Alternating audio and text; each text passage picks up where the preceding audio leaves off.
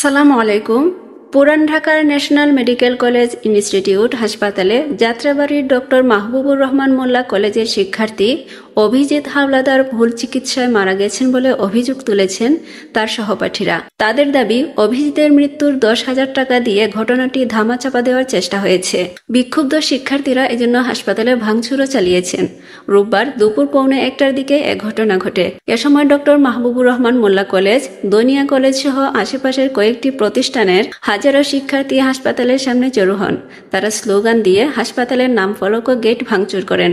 শিক্ষার্থীদের অভিযোগ, অভিজিৎ হাওলাদার ডেঙ্গু জ্বরে আক্রান্ত হয়ে ন্যাশনাল মেডিকেল ইনস্টিটিউট হাসপাতালে ভর্তির 2 দিন পর 18 নভেম্বর মারা যান। মারা যাওয়ার পর 10,000 টাকা দিয়ে বিষয়টি ধামাচাপা দেওয়ার চেষ্টা করে হাসপাতাল কর্তৃপক্ষ। তারা অভিজিৎ নেশাগ্রস্ত ছিল বলে পাল্টা অভিযোগ করে।